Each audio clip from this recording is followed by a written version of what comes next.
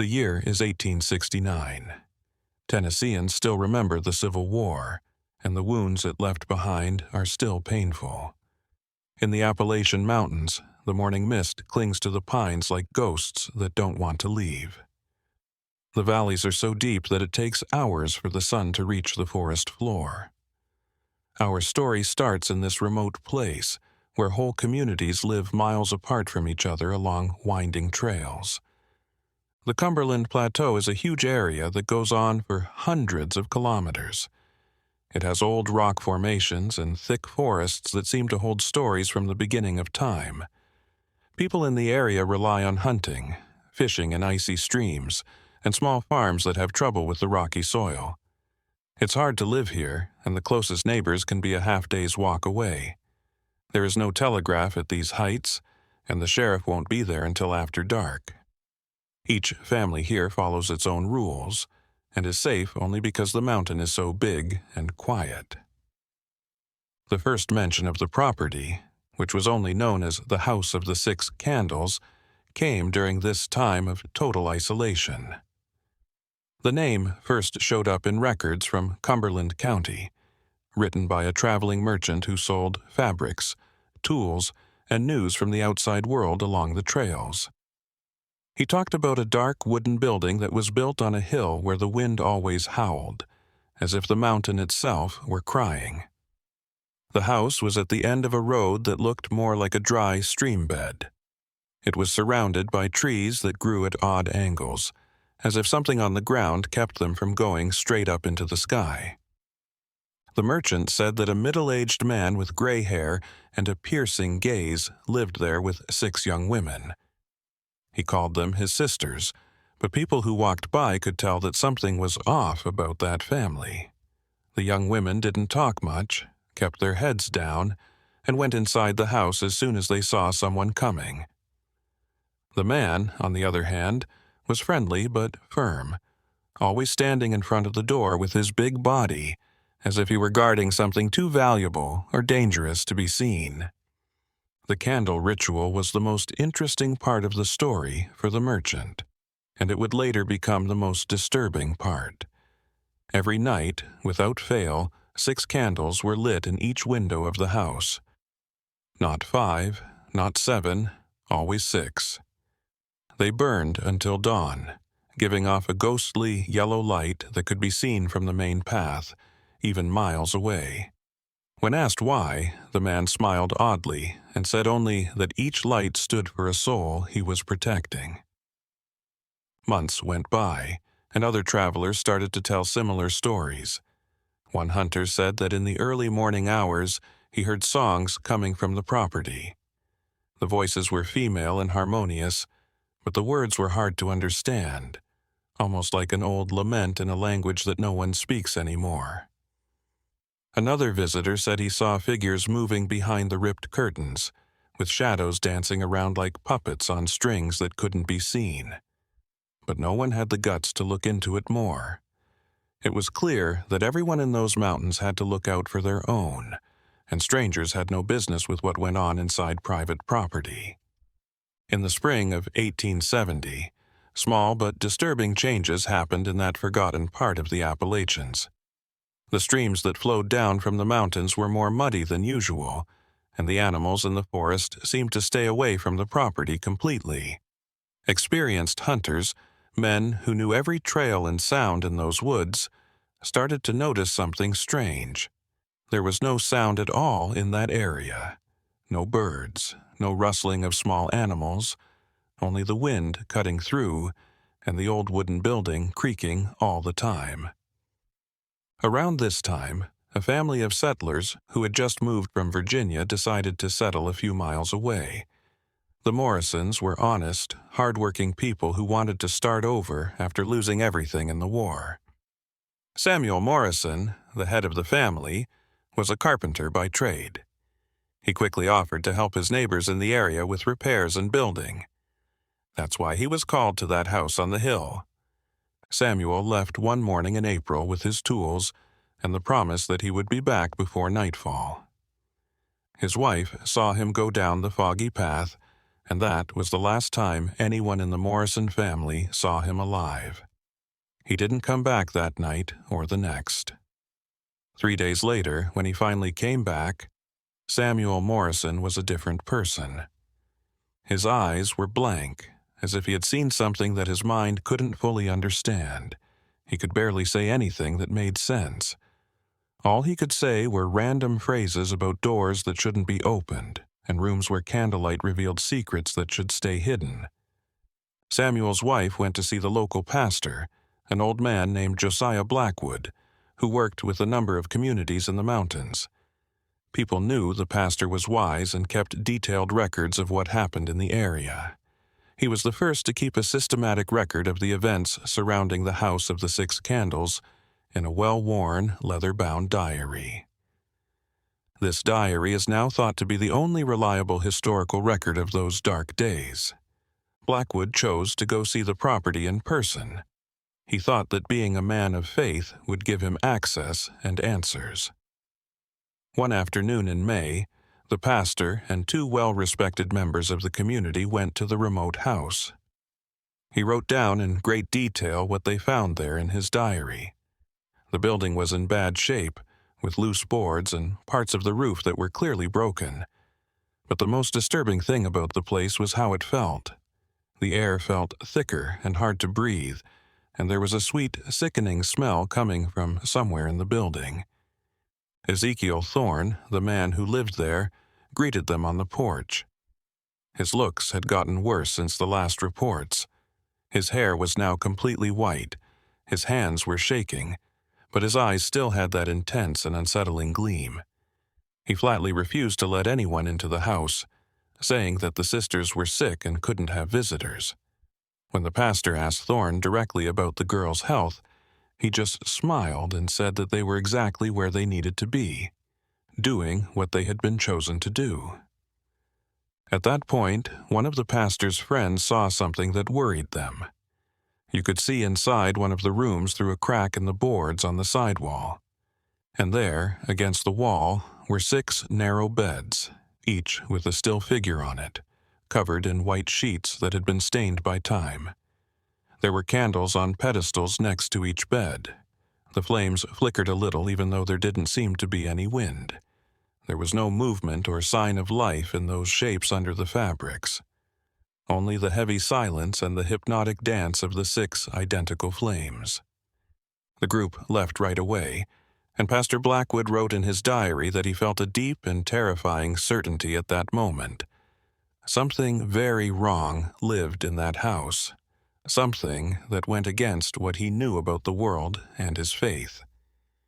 They went down the mountain without saying a word, but the sight of those 6 beds and the candles that never went out would stay with them for the rest of their lives. That summer came, and the heat was so bad that it made the air on the mountain even thicker and more oppressive. People in different parts of the Tennessee Valley started to talk to each other in low voices, sharing bits and pieces of stories about the cursed land on top of the hill.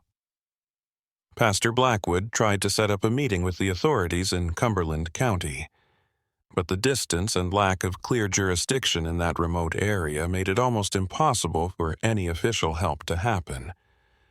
In addition, no crime had actually been reported, only suspicions, uneasy feelings, and stories from worried neighbors. It seemed like there was less activity in the house during the warmer months. Every night, candles were still lit, but Ezekiel Thorne was hardly ever seen outside. Some people who lived nearby said that during the day they walked by the property and heard nothing, as if no one lived there. There was no smoke coming from the chimney, no sign that food was being cooked, and the dusty windows didn't move. It felt like time had stopped in that one place while the rest of the world kept moving forward. The event that would change everything happened in August. Martha Henley, a fabric merchant known for her bravery and independence, which was not common for women at the time, decided to face Ezekiel Thorne head-on. Martha had lost a niece years before. She was a young woman who went missing while traveling through the mountains, and something about the description of the 6 women in the house made her feel suspicious and hurt. She went up to the property on a clear afternoon, determined to find out what was going on. The fight went on for hours. People who lived miles away said they heard screams and distorted voices coming from that direction. Martha Henley came down from the mountain at night, looking shaken but still alive. She wouldn't say what she saw inside the house, only that some truths were too hard to tell, but she said something that made everyone who heard it feel cold. The 6 women were still there, but not in the way that anyone would expect to find them. She didn't go into detail, just kept saying that the candles had a much darker purpose than anyone could have imagined. After that visit, Martha wrote an urgent letter to the sheriff's office in Crossville, which was the closest town with police. It took weeks for the letter to get there, and then it took even longer for anyone to do anything. Finally, in October, 4 men set off for the mountains. Among them were a police officer, 2 volunteers from the community, and a doctor who had agreed to go along with the trip in case anyone needed to have their health checked. It took 2 full days of riding along dangerous trails to get to the house.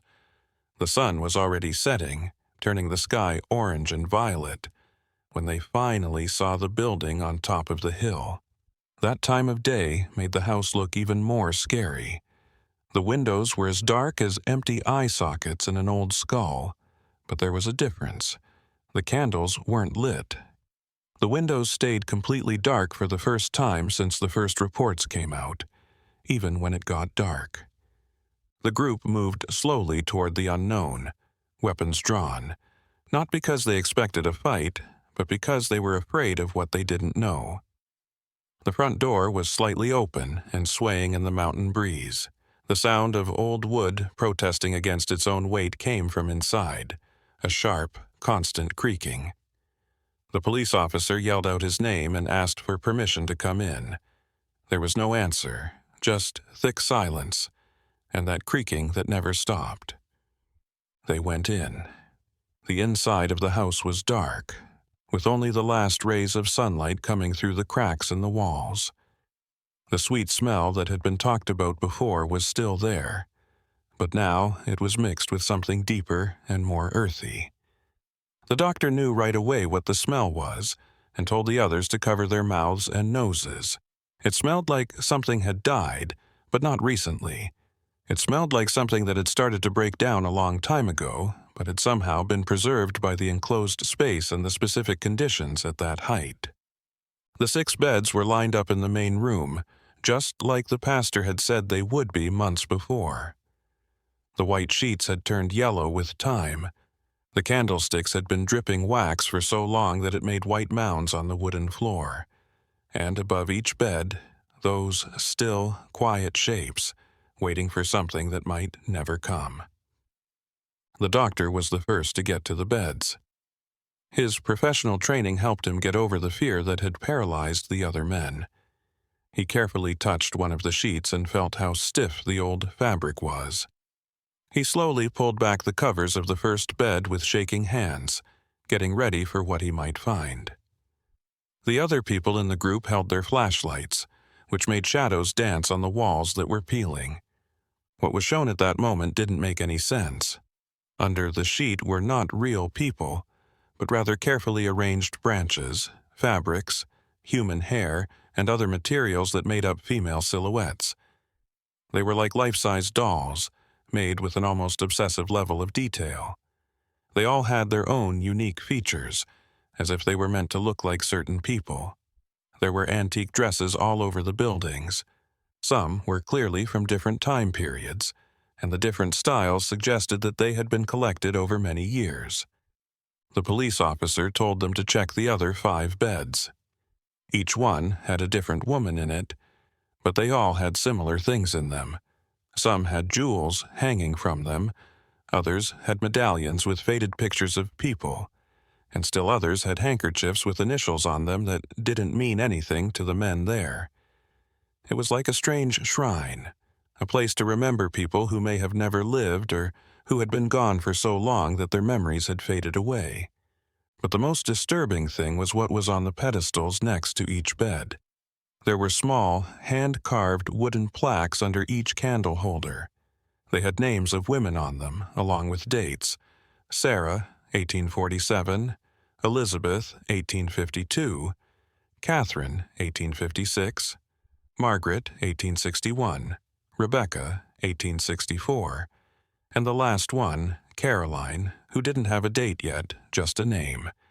The dates didn't match up with any known births or deaths, but they did seem to mark a significant event or arrival in Ezekiel Thorne's life. The men started to look around the rest of the house.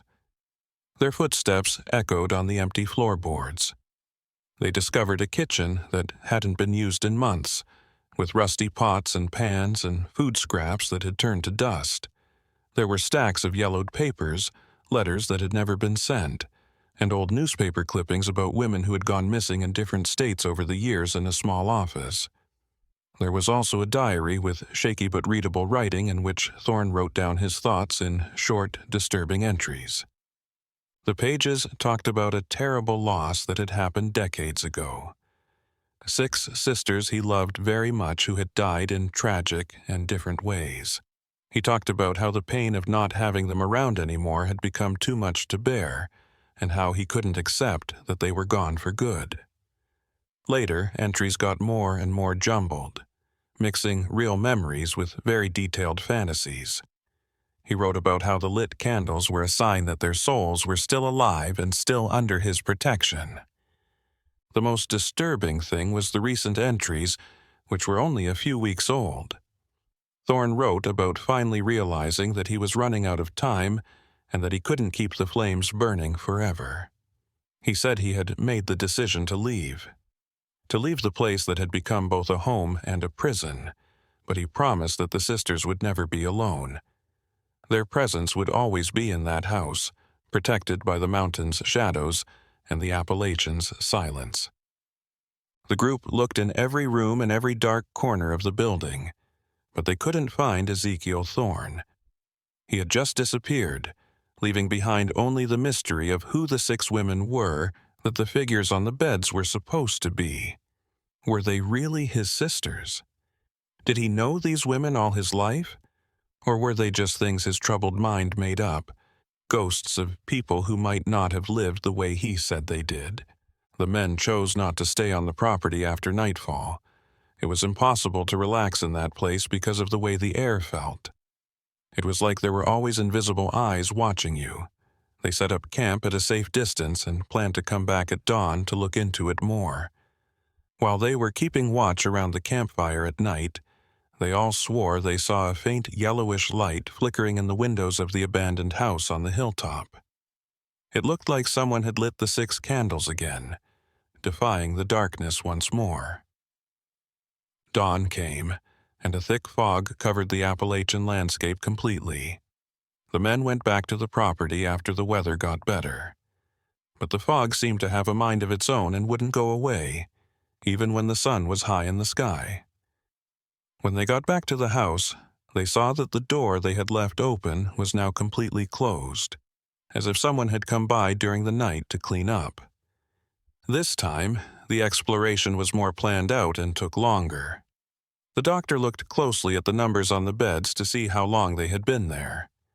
He thought that some of those representations could be decades old because the tissues had broken down and the materials had fused together over time. It was as if Thorne had spent years, maybe even his whole life, building and taking care of that strange sanctuary. They found old trunks full of women's things in the attic of the house. The only way to get to them was by a narrow, shaky staircase. The dresses were carefully folded, and some were clearly from 1840, while others were more recent.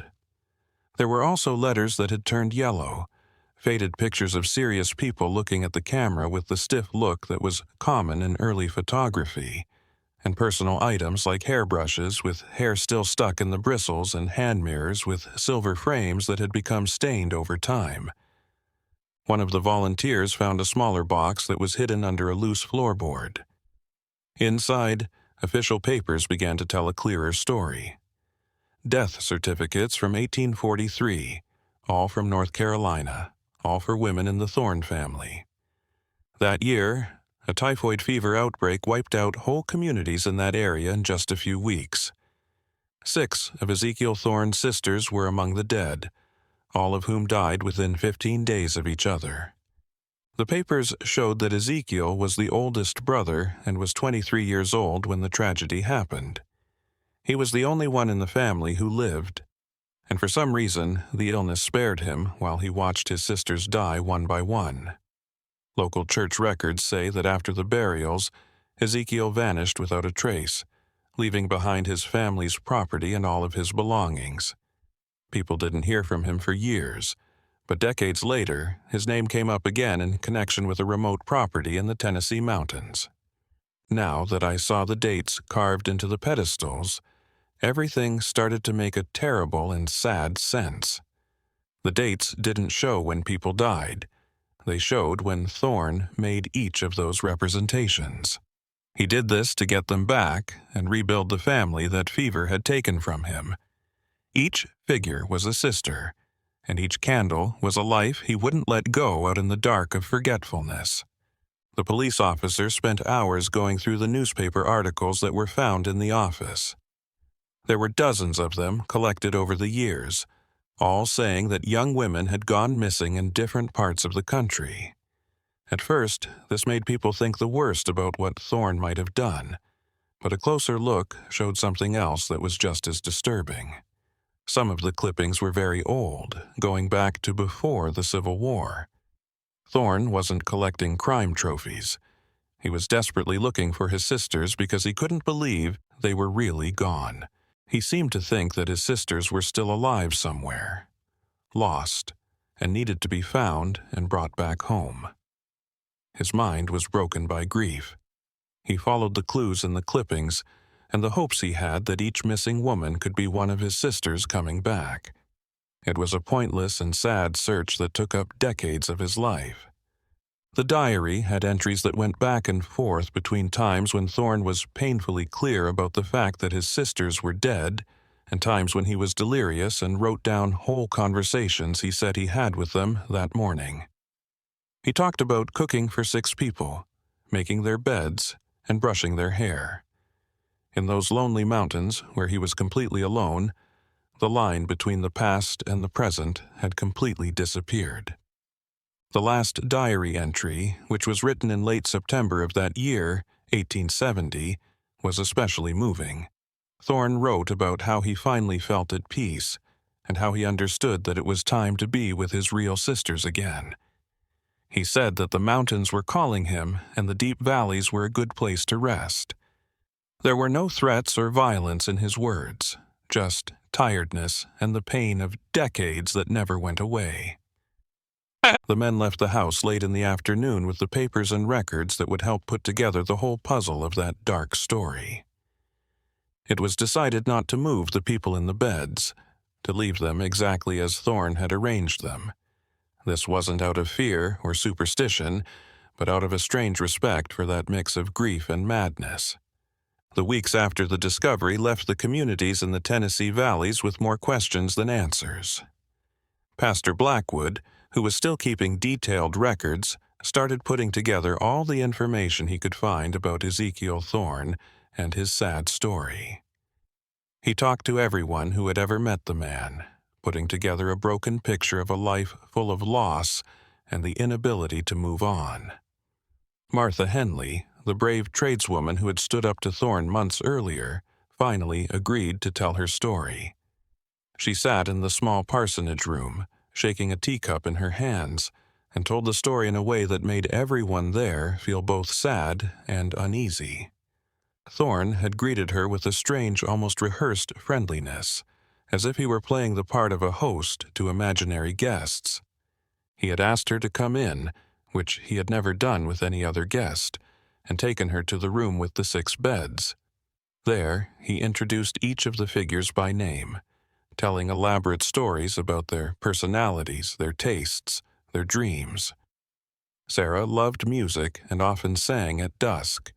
Elizabeth was the most studious. She always had a book in her hands. Catherine had a talent for sewing and had made all the dresses that were still stored in the trunks. Margaret was the most adventurous, always wanting to explore the forests around the family property. Rebecca was kind and cared for everyone when they were sick. Caroline, the youngest, was the dreamer. She would look at the stars and think about faraway places. Martha said that Thorne talked to each figure as if they could hear him. He carefully moved the sheets, straightened a stray strand of hair, and lit the candles as if he were doing something sacred. He said that the flames had to keep burning because each one stood for a sister's spiritual presence. He thought that if the candles went out, their souls would be lost in the dark and wouldn't be able to find their way home. What bothered Martha the most about Thorne was not how strange he was, but how sure he was of what he believed. He really thought his sisters were there with him, and that the house was a living, breathing home. He talked about recent talks, meals together, and laughter that could be heard in the empty hallways. In his mind, time had folded back on itself, making a world where 1843 and 1870 existed at the same time. Death and life were not opposites, but states that could be negotiated through willpower and unwavering devotion. When Martha gently tried to face him with the truth, telling him it might be time to let the past go, Thorne's reaction scared her deeply. There was no anger or violence, just a moment of clarity so strong and painful that she could see the truth in his eyes. For a few seconds, maybe even minutes, he really understood where he was and what he had turned into. The mask of illusion fell away, leaving behind an old and tired man who had been alone and in denial for decades. He sat heavily in a nearby chair and began to talk about the awful 15 days of 1843. Every morning brought news that another sister had died from the fever. He felt helpless watching them waste away, unable to do anything to save them. The local doctor had given up after the third death, saying there was nothing more to be done except wait for the epidemic to run its natural course. He had dug 6 graves in 3 days, his hands bleeding and his heart breaking with each handful of earth he threw onto the simple wooden coffins. Thorne told Martha about the months that followed. He tried to stay on the family property in North Carolina, but every room was filled with memories that got worse and worse every day. He heard people calling his name, saw shadows out of the corners of his eyes, and felt people in rooms he knew were empty. People in the neighborhood started to avoid him, saying that the tragedy had driven him crazy. He sold the property for a small amount of its worth, and then went into the mountains to find a place where he could be alone with his grief. He finally found a way to deal with the loss when he was high in the Appalachian Mountains, where the civilized world felt far away and unreal. He built the house himself, carefully placing each plank to make a safe place for his sisters to live again, even if it was only in his mind and through those carefully made representations. Martha understood that it wasn't crazy in the sense of putting others in danger. It was more like a very intense form of grief that had turned into a ritual. He started to gather things that made him think of his sisters. He went to faraway cities, took part in property auctions, and bought dresses that would never be worn, and jewelry that would never be worn by living people. He thought about which of his sisters would like each item the most before choosing it. The trunks in the attic were proof of years of collecting. Each piece had a story, a memory, and a link to the past that he wouldn't let go of. Thorne also told Martha something that no one else knew.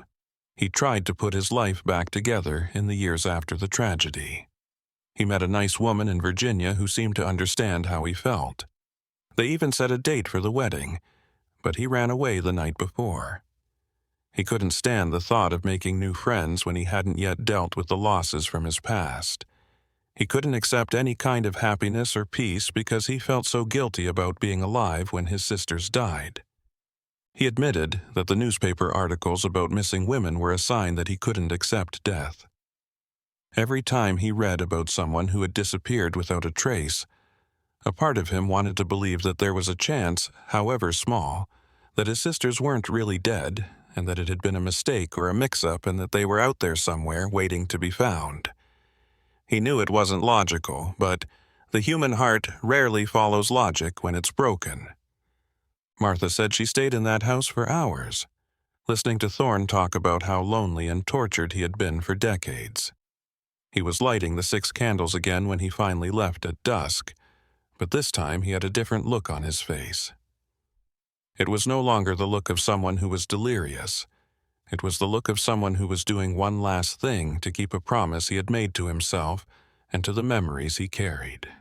Pastor Blackwood wrote down everything Martha said, knowing that he was not only recording a strange case in the mountains, but also a deep meditation on how some people can't find peace after terrible tragedies and how loss and grief affect everyone.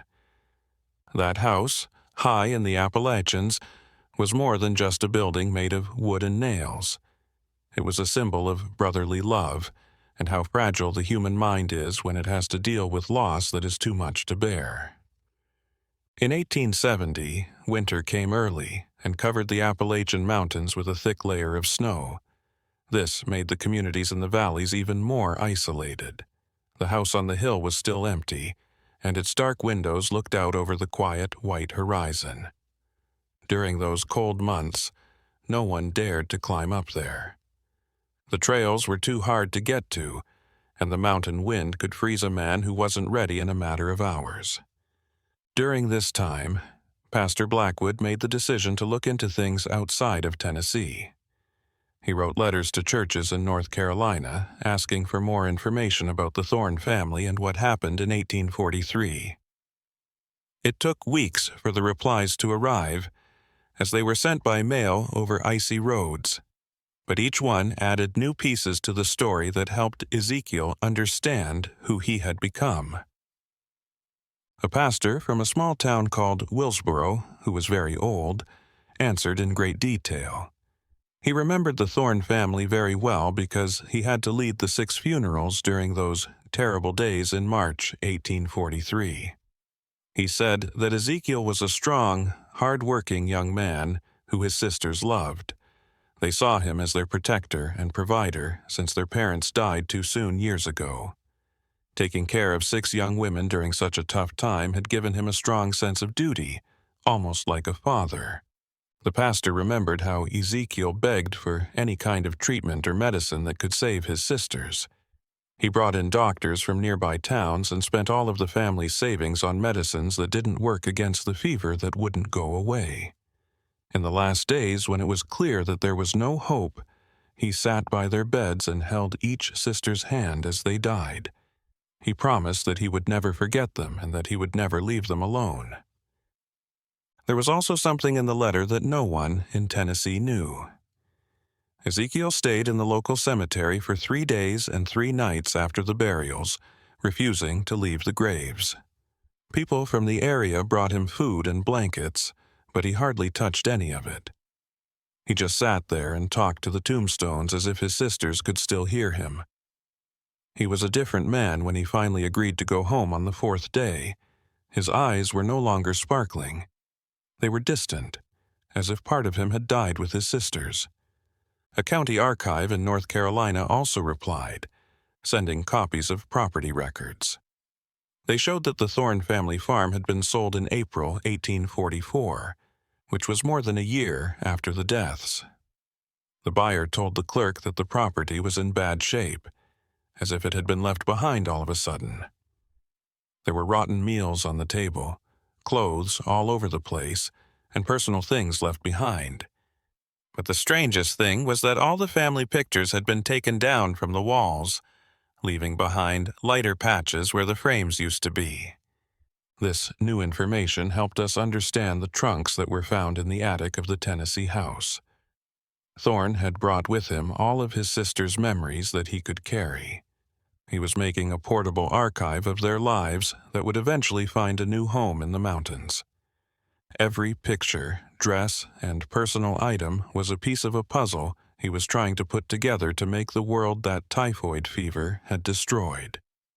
Samuel Morrison, The carpenter, who had been to the house months before and left feeling very upset, finally agreed to talk more about what happened. At a meeting at the local church in January 1871, he talked about what he had really seen that day, which had changed how he saw the world. Thorne had hired him to fix some loose floorboards in the attic. It was a simple job that should have only taken a few hours. Samuel could hear Thorne walking around and talking loudly in the rooms below while he worked. But it wasn't a speech. He stopped, as if he were listening to answers, laughed at jokes that only he could hear, and agreed with what silent voices said. Samuel heard plates being set on a table at one point, and then Thorne said that dinner was ready. The carpenter went downstairs to check because he was curious and a little worried. He saw Thorne sitting alone at the dining table, but there were 7 plates neatly set out. He took his time eating, stopping between each bite to look at the empty chairs around him and smile and nod as if he were in a lively conversation. Thorne saw Samuel in the doorway and invited him to join them. He pointed to an empty chair and introduced him to his sisters, calling each one by name and telling him where they were sitting around the invisible table. Samuel said that the moment had really shaken him up. The scene didn't have any threats or dangers. It was just a deep sense of loneliness and a denial of reality that seemed to fill the air. He finished the job quickly and came down the mountain, but for days he felt like the line between the real world and the world that only Thorne could see had become dangerously thin. That winter, hunters who sometimes went near the abandoned property told strange stories. Some people said they saw smoke coming from the chimney on very cold nights, even though everyone knew the house was empty. Some people said they saw faint lights in the windows, like the yellowish glow of candles that come and go like fireflies on a summer night. Jacob Sterling, an experienced trapper, said that during a bad snowstorm in February 1871, he took shelter near the house. He swore he heard music coming from inside, a soft piano melody, even though everyone knew there were no musical instruments in that building. After the storm passed and he went to check things out, he found only silence and locked doors. The porch was covered in snow that hadn't been disturbed, and there were no signs that anyone had been there recently. These stories sparked conversations during the long winter months, when families would sit around the fire and tell stories to keep warm and keep from getting bored. In popular stories, Ezekiel Thorne's house started to become more than just the home of a troubled man. It became a symbol of the Appalachian Mountains, a reminder of how being alone and losing someone can change the way people think in ways that are hard to understand. Pastor Blackwood thought about the case in his notes from March 1871. He said that Ezekiel Thorne was not a bad or dangerous person, but rather someone who had been hurt by things he couldn't control and had found a strange way to deal with the pain. The 6 candles didn't mean something bad. They meant love that never dies and a refusal to let go of those we love, even when we know we should move on. In the spring of 1871, the mountains thawed, and people became interested in what had happened to Ezekiel Thorne again. People in the area came up with a lot of theories about why he went missing, but the mystery remained unsolved. Some thought he had just moved to another state to start over, where no one knew his story. Some people thought that the mountains had taken his body back, and that he had gotten lost in a deep valley or fallen off a cliff while walking alone. Pastor Blackwood, who was now completely focused on writing about this strange case, decided to plan a bigger trip to the property. This time, he brought with him not only police officers but also Professor Henry Whitmore, a scholar of human behavior from the University of Tennessee. He had shown an academic interest in how extreme trauma and loss affect people's minds.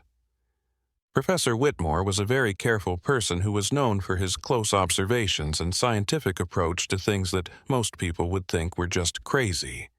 He had looked into similar cases in other parts of the country and written down how different people dealt with terrible losses, and how the mind sometimes came up with amazing ways to protect itself from things that were too hard to bear. When the group got to the property in April, they saw that the house was exactly how it had been left months before, but there were clear signs of the harsh winter. Some windows broke because of the snow, letting the outside world in. There were piles of dry leaves in the corners. Small animals had made nests in some rooms, and the walls were starting to get dark stains that looked like maps of places that hadn't been explored yet.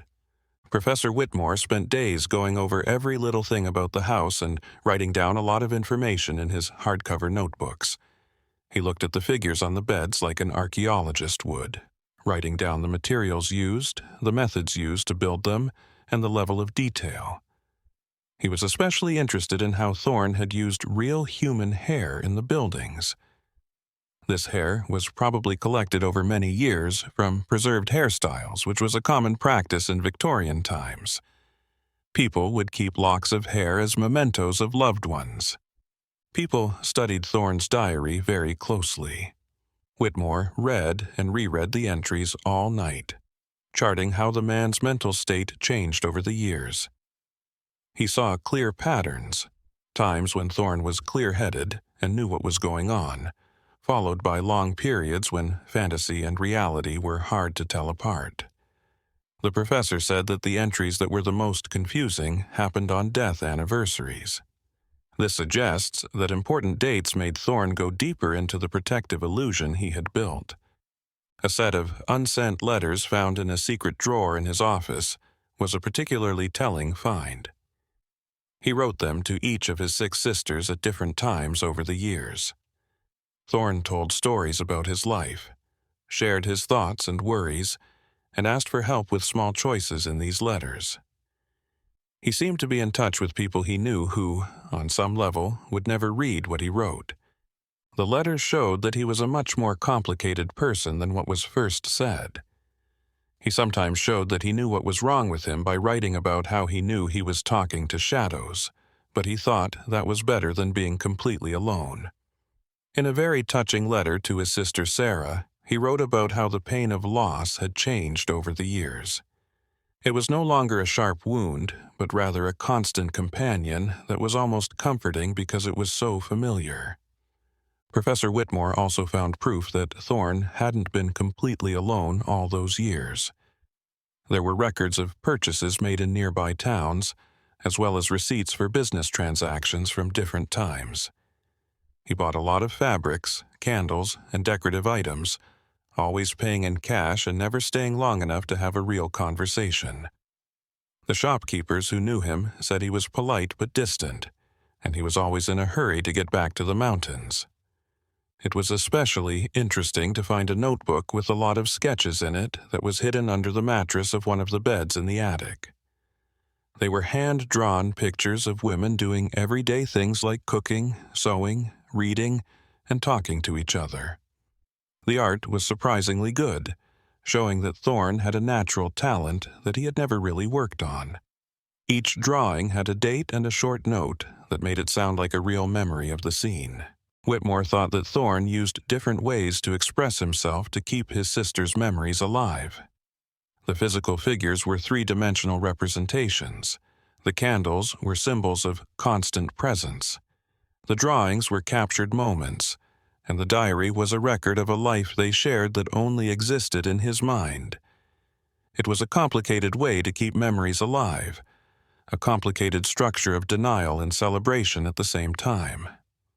The group also discovered a small makeshift cemetery at the back of the property, which was hidden among thick trees.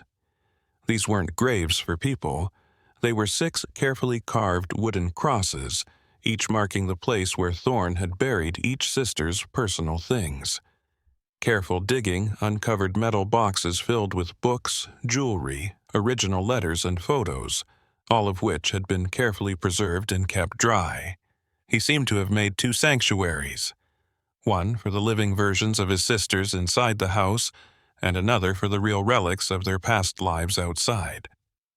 Pastor Blackwood set up interviews with all the merchants who had worked with Thorne over the years. A fabric salesman in Crossville remembered Thorne talking about buying things for his sisters from time to time. When the merchant said he would like to meet them someday, Thorne just smiled and said they liked being alone in the mountains because the outside world scared and confused them. A woman who owned a small candle shop in Sparta remembered that Thorne was her best customer, buying dozens of candles every month. She had asked him once why he needed so many, and he had answered with a disconcerting honesty that each flame was a prayer, a way to keep the light burning against the darkness that was always threatening to take over his home.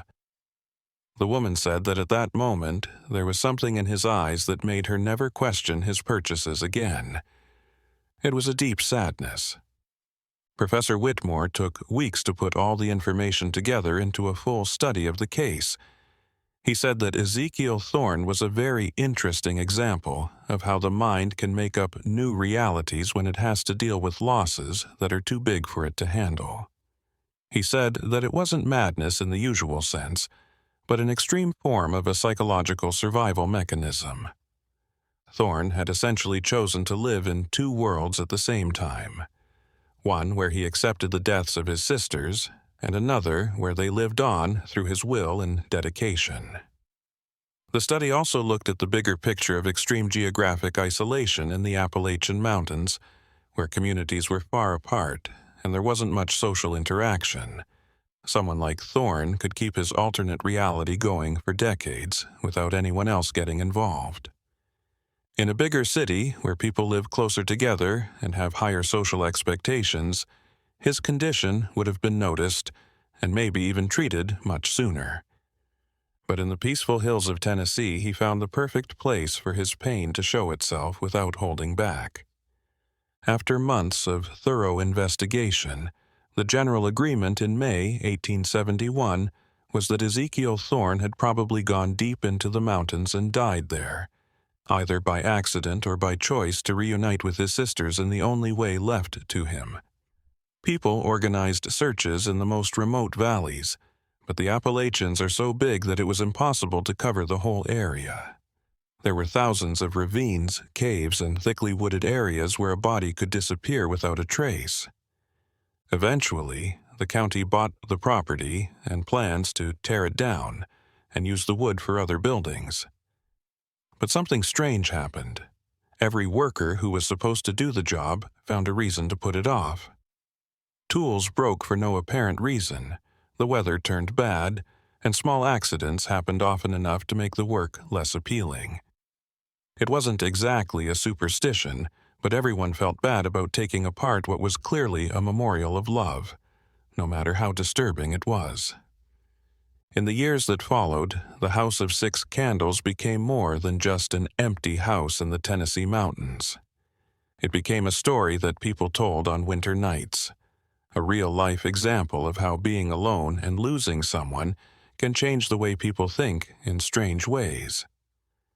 Pastor Blackwood kept up his careful records, now not just of the known facts, but also of the many stories and legends that started to grow around the place. In 1873, a young Nashville journalist named Thomas Brennan learned about the case and decided to write a series of articles for the Daily American newspaper. He spent weeks in the area talking to everyone who had anything to do with Ezekiel Thorne, going to the property several times, and going through the files that Pastor Blackwood had put together. His articles, which were published over the course of several months, drew national attention to the story, and soon people from other states began to show interest. Brennan was a great writer who could not only tell the facts of the case, but also the sad mood that ran through the whole story. He used poetic language to describe the Appalachian Mountains, painting a picture of a place where time seemed to move differently and where the vastness of nature made it possible for amazing stories to happen far away from the civilized world. His articles didn't try to be shocking. Instead, they focused on the human side of Thorne's tragedy. Brennan did a lot of research on the nature of grief in America after the Civil War. He put Thorne's story in the context of a time when death was always around. The war had broken up hundreds of thousands of families, leaving widows and orphans all over the country. Typhoid fever, cholera, and other diseases would often sweep through whole communities. People lived much shorter lives, and almost everyone knew how painful it was to lose a loved one too soon. Brennan contended that Ezekiel Thorne was not an absolute anomaly, but rather an extreme expression of sentiments that many individuals shared, albeit articulated in more conventional manners. During the Victorian era, people had elaborate ways of mourning, like making jewelry out of the deceased's hair, taking pictures of the body after death, and wearing black clothes and staying away from others for long periods of time after a loss. Thorne had taken these actions to the point where the line between remembering someone in a good way and denying reality had completely disappeared. Readers had a strong reaction to the articles. Letters came to the editorial office of the newspaper with stories that were similar but not as extreme. A woman from Virginia wrote about her uncle, who hadn't changed his dead wife's room in 20 years. A man from Kentucky said he knew a neighbor who talked to a picture of his son who died in the war every day. Another letter told the story of a woman who made 2 cups of tea every afternoon, one for herself and one for her sister who had died years before.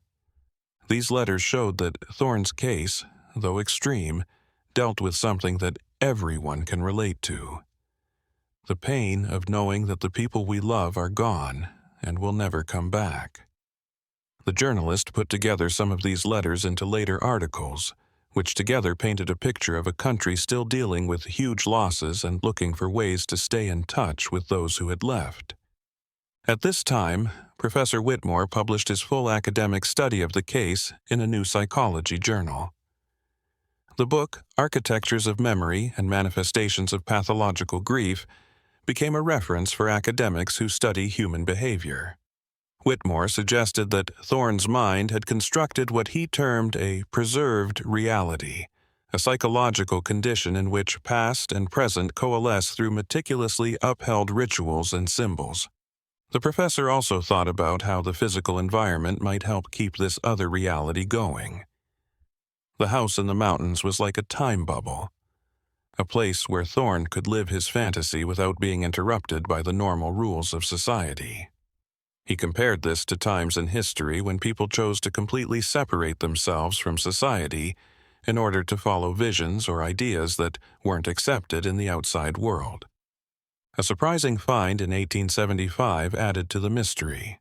A group of explorers who were mapping caves in the area found proof that someone had been living there for a long time in a rock formation about 15 kilometers from Thorne's house. There were signs of old campfires, marks on the walls that looked like they count days, and leftover food from several years ago. They found 6 names carved into the limestone that were most important: Sarah, Elizabeth, Catherine, Margaret, Rebecca, and Caroline. The cave had amazing views of the valley below, but it was hard to get to because you had to climb over unstable rocks and know the area well. Explorers thought that Thorne might have used the place as a temporary refuge in his last days, maybe to get away from people or to find a place with spiritual meaning.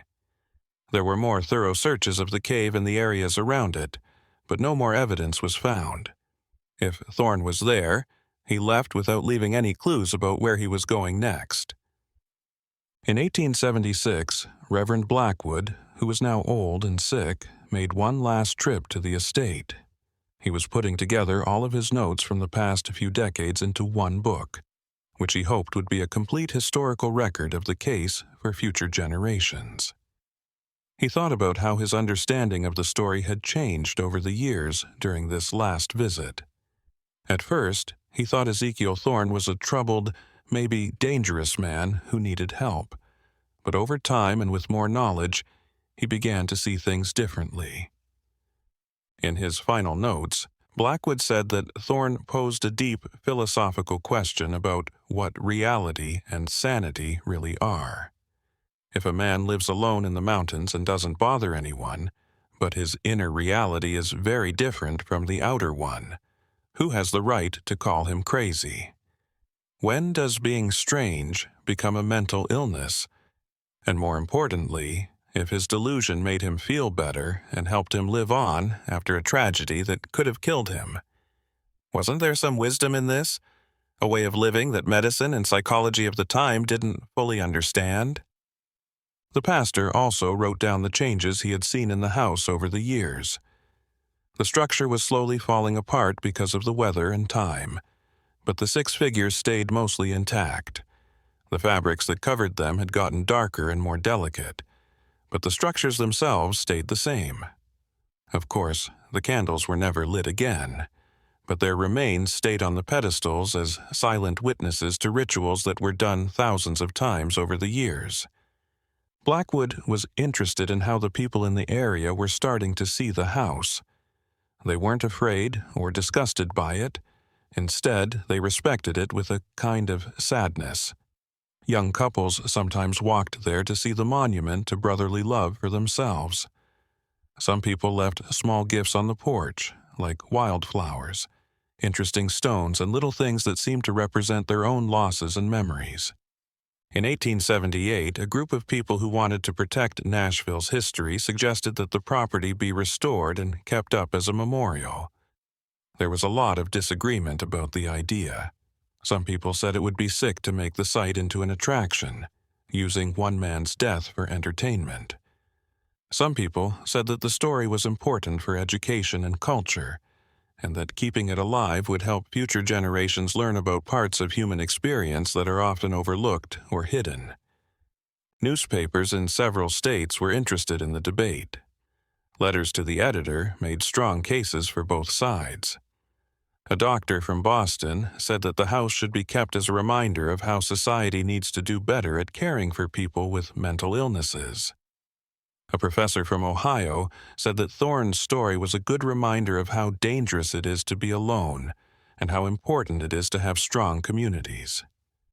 A veteran of the Civil War from Pennsylvania saw the story as a reflection of his own struggle to deal with the deaths of other soldiers. In the end, the proposal was turned down because it wasn't practical or cost-effective. Because it was so far away, regular maintenance was very hard and expensive. There weren't any good roads to safely bring visitors, and building them would have cost a lot of money that no one was willing to spend. They decided to let the house go to the elements, letting nature slowly take it back and turn it from a physical building into pure memory and story. The house became easier to get to as the Appalachian region slowly but steadily grew and new roads were built in the 1880s. Some people came out of morbid curiosity, while others were genuinely interested in history. Some of the graffiti on the walls was respectful, and some wasn't.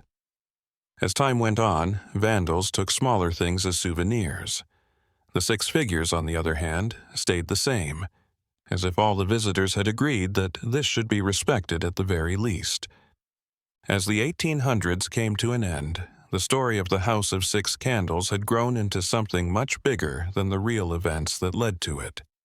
It had become a living legend, told and retold in many different ways, with each storyteller adding their own details, interpretations, and theories about what really happened in those dark Tennessee mountains. The line between what was real and what was made up was as thin as the mist that always covered the Appalachian peaks at dawn. People who traveled through the area said they had experiences that were getting more and more different and hard to prove. Some people said they heard women singing in beautiful harmonies on full moon nights. Some people said they saw shadows in the windows of the empty house. These shadows moved slowly from room to room, as if they were still doing chores from decades ago. Some people said they had found freshly lit candles on their stands, and the flames danced even when there was no wind, which made no sense at all. A skilled hunter told a story about a night when he got lost on the trails during a bad storm. He talked about how he ended up taking shelter near the property, and he was sure he saw a golden light coming from the windows in the early morning hours when it was darkest. It wasn't the soft, flickering light of candles. It was something stronger and warmer, like the inside of the house was full of light that didn't belong in this world. When the storm was over and he got there at dawn, he found the same empty building, cold and quiet as it had always been.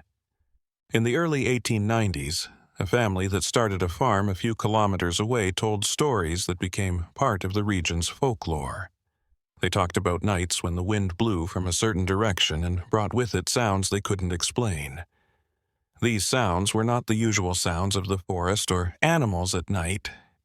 They sounded almost human, like pieces of far-off conversations or laughter that were muffled by distance and time. The kids in this family grew up hearing stories about the lonely man who lived in that house. He loved his sisters so much that even death couldn't break that bond. The kids became interested in the property in a respectful way. They would sometimes go there during the day, but always in groups and never alone. They talked about a strange feeling that filled the place. Not quite fear, but a real sadness that seemed to seep into the wooden planks and foundation stones themselves. As the new century drew near, it brought with it changes in technology and society that would completely change the world. The story of the House of the Six Candles took on new meaning. In a time of rapid change, when old ways of living and thinking were quickly replaced by new ones, Thorne's story was a reminder of something that was being lost, a deep connection to the past and a refusal to let progress completely erase those who came before. Some people said that his unwavering commitment, even if it showed itself in strange ways, was almost noble. The house itself still drew occasional visitors, each of whom left their mark in small ways. Some people wrote messages on the walls that weren't rude graffiti but rather deep thoughts about love, loss, and memory. Others left small gifts, which over the years made a strange collection of tributes. Dried flowers, polished stones, folded letters to dead loved ones, pictures of people they didn't know, and small candles that would never be lit but were meant to show that they wanted to keep some light burning against oblivion. Eventually, the house's physical structure started to give way more seriously. During very bad storms, some parts of the roof fell down. Parts of the walls rotted and fell off, letting the weather in. Nature slowly took back the space. Vines grew through broken windows, moss covered the floorboards, and small trees grew between loose boards. It was as if the Appalachian Mountains were slowly wrapping around the building, pulling it back into themselves and turning something made by people into part of the natural landscape again. The 6 people on the beds stayed surprisingly whole for longer than any engineer or architect could have guessed. Even when the roof above them completely disappeared, leaving them exposed to the elements, they kept their basic shapes, as if Thorne's own dedication had given his creations superhuman strength. Visitors in the 1930s and 1940s still said they could clearly see the 6 silhouettes, even though they were becoming more and more like natural things, covered in lichens and providing shelter for small birds that built nests in the dry branches. The final fate of Ezekiel Thorne himself was never fully known. There was no record of his death, no marked grave, and no body was found. He just disappeared into the huge Appalachians, becoming part of the mountain he had chosen as a place to grieve and devote himself. Some thought he had gone deep into the woods to symbolically reunite with his sisters one last time. Some people thought he might have left for a faraway place to find peace, while others thought he might have started the whole ritual over again, in an even more remote place. Some people also like to think of something more poetic, that Thorne never really left, that his presence was somehow still tied to that place, and that the lights that were sometimes seen in the windows were not illusions or reflections, but rather a sign of a devotion so strong that it went beyond the limits of physical existence. It was fantasy, but it was fantasy that showed something true about how people need to believe that love can somehow overcome the limits of our mortal lives. The tale of the House of Six Candles has evolved over generations into more than merely a chronicle of an eccentric individual in the Tennessee mountains. It has become a meditation on universal themes that speak to people from all over the world and throughout history, such as how hard it is to accept loss, how powerful memory is, how thin the line is between devotion and obsession, and how people can find meaning and purpose even when they are alone and desperate. Everyone who heard the story saw it through the lens of their own experiences with love and loss. Today, the property has only a stone foundation and a few strong vertical posts left, but people in the area still know about it. Sometimes, daring hikers go there, not because they expect to find anything real, but because they're curious about the legend. What they find is a peaceful place with a forest that slowly hides all signs of human presence. However, the atmosphere makes people stop, think, and remember their own losses and the ways, big or small, that they keep the memories of those they loved alive. Ezekiel Thorne's 6 candles have long since gone out, thanks to time and the weather. But the light they stood for, the refusal to let the darkness of forgetting completely take over those we love, still shines in many ways and in many places. We all have our own flames burning in our hearts and minds, lighting up the faces of those who have passed away but are still with us. Maybe the House of the 6 Candles' true legacy is not the strange behavior of a troubled man, but the reminder that true love knows no bounds, not even those set by death.